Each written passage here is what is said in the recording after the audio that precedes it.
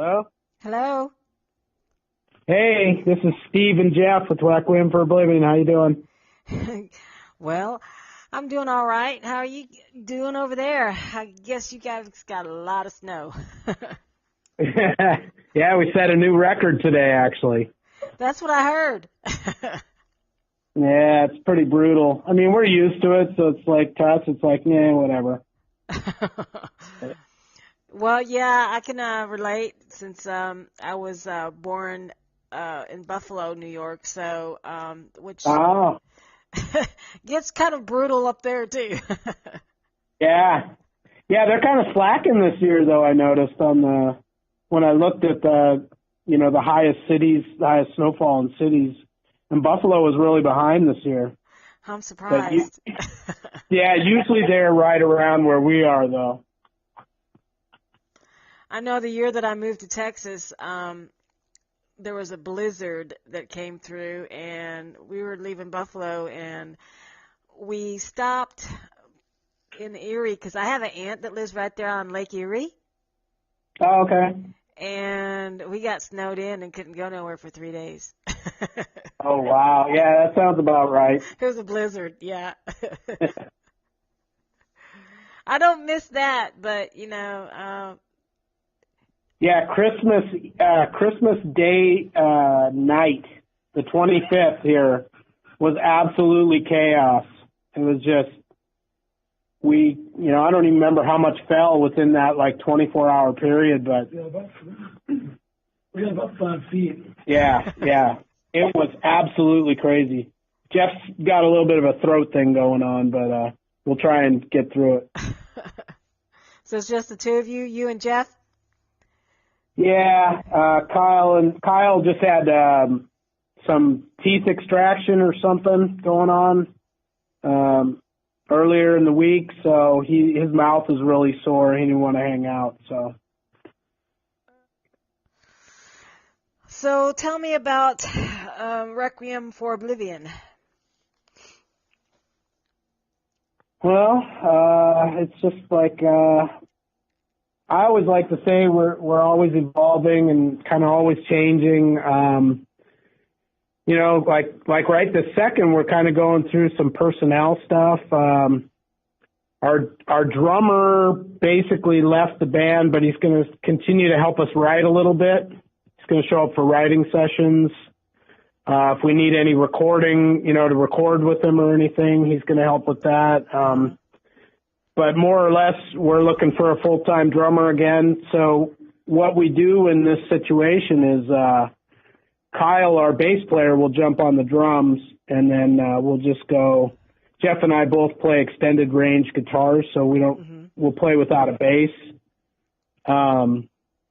Just so we can keep playing shows, because we don't want to just sit around and wait 6 months for a drummer to come along, and not do anything. So. Yeah, it seems like drummers are in short supply everywhere you go. Yeah. Well, we have a friend who's in another band here in Erie who is willing to probably help us out as well. He's going to learn our set and then fill in from time to time as well. So either way, we'll be able to still keep playing shows in the region, so. Right. And we're writing for the next album already. And we just released, in the summer, we released Burning Nation, which was our second full length. How did you come up with that name? That's a little bit of a different name than what you normally would hear.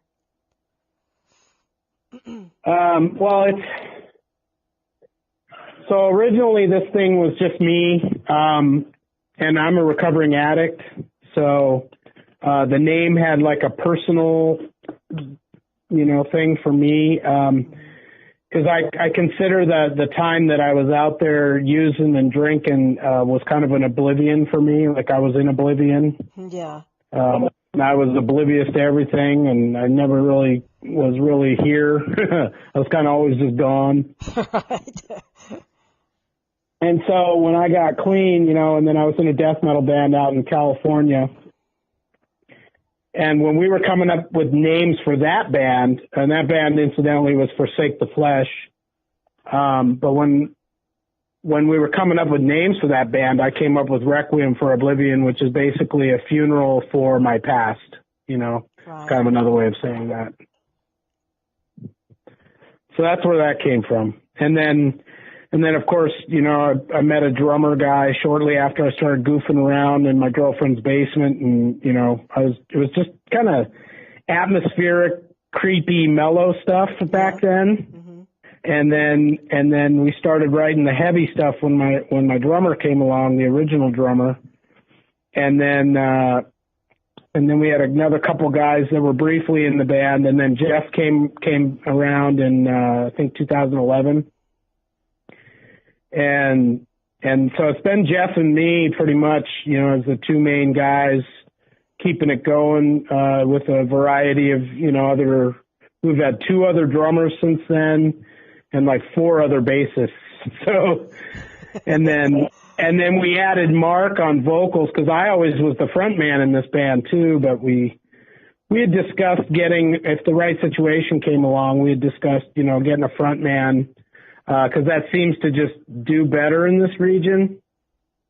Having a guy that can kind of just be free to walk around and do whatever. And, I'm always tethered to a microphone or tethered to a guitar, so. Right. So that was the thinking behind that. Now, have you always wanted to do this type of music, or is it like your favorite? You like playing it more than the other genres? Yeah, I'll let Jeff answer in a second, but for me, death metal is the funnest. It's the most fun stuff to play. There's so many things you can do, plus it requires a lot of musicianship, more so than a lot of other genres. And there's just really no boundaries, at least the way we do it. And, we throw a little bit of jazz stuff in there, some atmospheric, like creepy stuff like I was talking about earlier. Stuff like that. And I'll mix in real ghostly sounding vocals from time to time, and with the real deep gutturals. And so, yeah, we like to just kind of go all over the place. And, but yeah, by far, that's the funnest music I've ever played live. So that, for me, that's true. I'm going to let Jeff answer too. Okay. Sorry. Maybe you won't. Yeah.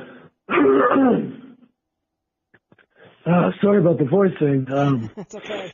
For me, I grew up basically on thrash, and when the grunge scene hit, I started listening to a lot of that stuff. So that's where I kind of cut my teeth, listening to music and learning how to play, covers from those bands and those kind of things. So, but the heaviest band I'd ever really listened to prior to really meeting Steve was probably Pantera, when it came to the really extreme vocal styles. So when Steve said he was looking for another guitarist, I kind of took it as an invitation for myself to really to get into something I had never really listened to before, and kind of branch out my own playing and my own listening taste too. Since I met Steve, I've definitely gotten more into the death metal style. It's probably still not my go-to, but I've definitely found a lot of bands to listen to from that, like Bloodbath or Suffocation, probably like Cannibal Corpse. I've definitely, listened to more bands in that genre since I met Steve, and it's only helped my own guitar playing, my own writing, because I don't feel like locked into a box, so to speak, where I have to play a certain thing or I have to play a certain way. I can kind of branch out my playing and just kind of do something kind of goofy or kind of something that goes against the grain, but we still find a way to make it work. Right. So who are your musical influences on this particular album, I guess? For me, I definitely took. I was listening to a lot of Bloodbath, a lot of Suffocation, and those kind of heavier bands. When I was writing riffs to bring it to the table, and the guys seemed to like the stuff I was bringing in, so we worked on it and went from there. Like the song "I Am Myth," that's on Burning Nation. I came up with the main riff just from I pulled up a YouTube video of a Suffocation guitarist, and I kind of saw how he was building riffs. So I was like, oh, all right, well, let me try to put my own take on that and see what comes out of it. And came up with something everybody dug, and it was had a really wacky time signature, which is kind of par for the course when it comes to this kind of stuff. It's all over the place. It's not in 4/4, so the guys liked it, and we just built off of it from there. I'll throw it over to Steve. Okay. Yeah, "I Am Myth" is like all of our favorite song on the new album, pretty much. I was just giggling because I was looking at our song notes from our brand new song that we started writing a couple weeks ago, and somebody in my absence wrote a bunch of penises all around the notes, so it's hilarious. Are they saying you're a dick? Oh, maybe. Jeez, I didn't even take it that way. I just took it as they're a bunch of school grade kids, pretty much mentally. So for me on the new album, kind of the same as Jeff. I'd been specifically listening to some bands like Hour of Penance, Obscura, Beyond Creation. Those are some real big bands I'm really into right now. And, because we intentionally wanted to go in a more brutal direction this album. Uh-huh. Not that the last album, which was called Dark Tales from Forgotten Mindscapes or something like that. I can't even remember now. But not that the last album wasn't heavy, but it was a little bit more artsy fartsy, which was kind of how this project originated. Was more of kind of an Opeth kind of heavy, uh-huh. Where it's there's kind of acoustic guitars mixed in here and there. There's some clean vocals occasionally, and on this album we kind of went a little, more in the extreme direction. And, part of that had to do with the injection of youth with a couple of new guys too, our new drummer and the new singer. And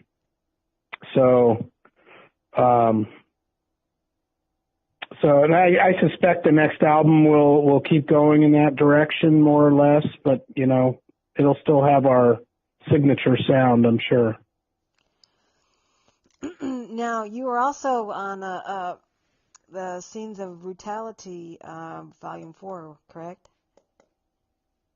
Yeah. Yeah, we're on. Is it Volume 4? Yeah. Yeah.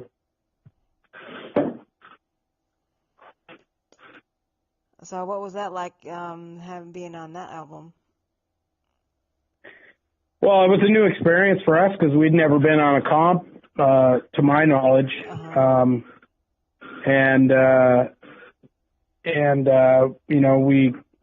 We took one of our kind of slammy, brutal songs that we thought would fit pretty good in with that stuff, and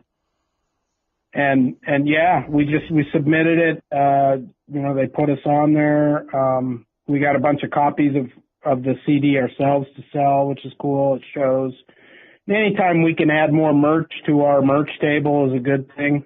Right. People like that stuff, we may end up playing a couple festivals this summer, where, we can always sell that stuff too.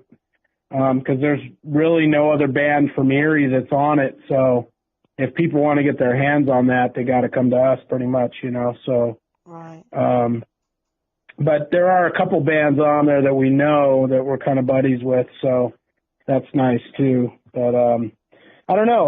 Once I listened to the CD from front to back, I was kind of surprised at how many different things were on there, you know. Right. I thought it would just be this one from beginning to end, just relentless, slammy, brutal death metal, but it is kind of all over the place too. So I think we could have probably put almost any of our songs on there and it would have been fine, but we decided to put the Alpha, the Omega on there, which is, you know, kind of one of our straightforward, just kick you in the teeth kind of song, you know. Yeah.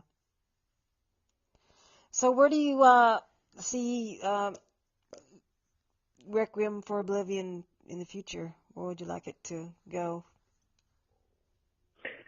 Well, ironically, we just had a band meeting half hour before you called, and we talked about, we were offered a record deal recently, you know, just a small distribution deal by a label over in Europe. And, but we talked to somebody we knew who had a similar deal with them, and they, you know, talked pretty positive about this label. So, you know, they got some run over in Europe, you know, some pretty extensive run. So that's pretty good. Sold some units, you know. Right. We remembered hearing about them, their CD showing up in Target stores. So we thought that was pretty cool. You know, so maybe the same thing will happen for us too. So yeah, we're kind of excited for that. But yeah, you know, I'd like to see maybe in the next 5 years a tour at some point. Mm-hmm.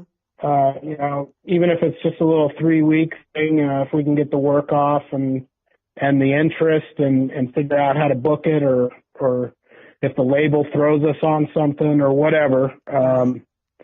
That would be fun because none of us have ever really toured or anything. You know, we've done a lot of regional shows in our tri-state area, but, you know, that's about it. Yeah, I think a tour or something. I'd like to get on a big festival somewhere too. Right. We knew a band. I knew a band, just a couple guys from a band in Cleveland that actually played. I think they were on like Bloodstock or Whacken. I can't remember which one, but they got invited to that back. This was probably 5 years ago, but I thought that was really cool. But I would like to be on that Death Fest down in Maryland Death Fest. I think would be the one for me. So something like that, maybe even a bigger label, you know, like a Relapse or something at some point would be a lot of fun. Right. To really get the name, you know, saturated out there in the metal world. Relapse Records. Yeah. Not me relapsing, but the Relapse Records. For some reason, or Sumerian. There's a few, you know, there's a few labels out there. None of them are coming to mind right now, but. You know, and then maybe, you know, opening like direct support for a really cool band that we love, like Nile or you know, Suffocation or one of these bands, would be pretty incredible too. Or even Dallas's new band, Narcotic Wasteland, which is a really cool band. Mm-hmm. I'll let Jeff answer this too. Okay. Like in the next 5 years. 3 years? Well, for me, I mean, it's a matter of finding. Again, I really like the lineup that we have, the guys that we have giving input to the songs. So for me, it's more musically inclined that, like, I really want to tap into like the true potential of like what we can actually do with a solid lineup that sticks together for a while. For the most part, like. Since I've joined the band, you know, 6-7 years ago, it's mine and, you know, Steve's ideas that kind of drive it. But with the addition of like Kyle and Austin, who was our, you know, drummer, that is still kind of working with us, they brought some really fresh ideas into the band as well. So I'd really like to see how far we can push the musical aspect of it, and just keep getting better and tighter as a group. Mm-hmm. It's crazy. I mean, it's hard keeping, 4 or 5 guys on the same schedule all the time, but like we seem to have, a good group of guys that, are willing to, put some effort in and, get some songs written. And because we're all about, we're all very dedicated to the musical aspect of it. It's,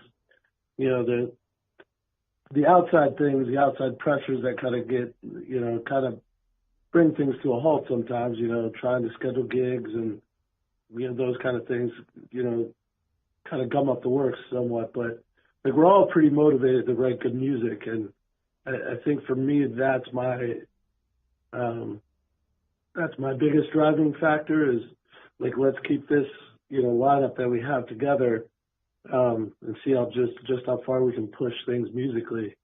Cause I've been in a few bands, but like this is the one band that like I've been in that, where kind of anything goes. So, me and Steve used to have, a motto like, no riff left unplayed or something like that, where like no riff left behind or something where, it's, we're like, oh, it's a cool riff, let's work it in, so sometimes it gets a little convoluted and you gotta be self-aware and realize, okay, this song's not going anywhere because it's just too complicated. But like we're not afraid to, say have 3 riffs in a song if we think it works, but we're not afraid to do, 10 or 11, 12 riffs in a song if we can make them fit together. So, that's kind of like when we say there's not really boundaries. It's, hey, if we have a good thing going, like we'll know when it's too much and we got to scale back. So that's, sum everything up. I want to see where like the guys that are into the band right now, I want to see how far we can take things, on the musical side of it. And then everything else, kind of falls into play after that. If we're writing cool stuff, people will notice. And, I feel like people have noticed the, Burning Nation and, the stuff that we've been doing in the last couple of years. It's kind of turned some heads. So, right. That's positive. That's, it's positive feedback that I like to hear. And, I'd just like to see it keep going in that direction. So where are you guys playing next? You got a show coming up? Yeah, we're scheduled right here in Erie on February 24th with we're actually good friends with a guy named Dave Felton, who AKA Gravy, who used to play for Mushroomhead. Was old Mushroomhead. Yeah, it was old Mushroomhead guitarist for years. And we're good buds with him and his new band. They're called Creadias, and they're like if you like Pantera, you'll like Creadias because they kind of took over where Pantera left off. Yeah. When Dime died and everything. So they're really good. They're really good dudes. They're a lot of fun to hang out with, and they have a little bit of a following here in Erie. So we brought them up here for the first time a few years ago. And they haven't looked back since. So now whenever they play up here, they offer to put us on a show. So, and the venue that we're playing is probably the best venue in Erie in terms of, the location and the sound and the stage and stuff like that. Mm-hmm. Some bigger bands will go through there once in a while. But it's kind of a pain in the ass to book a show there, and to fill the place is kind of difficult.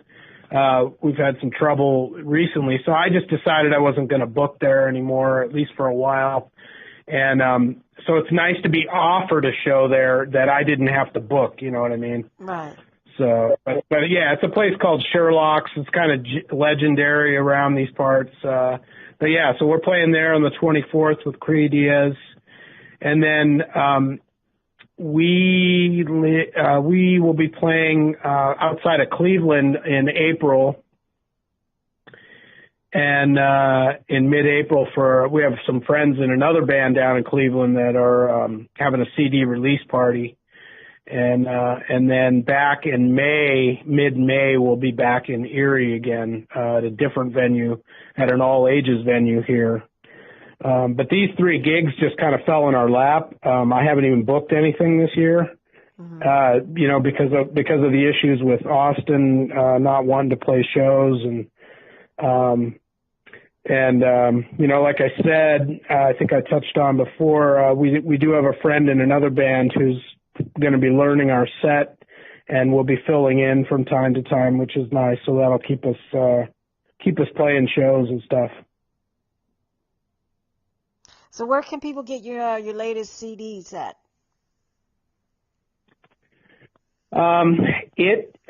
We do have physical copies, and you can order the physical copy, and or the digital at our Bandcamp, which is just requiemforoblivion.bandcamp.com.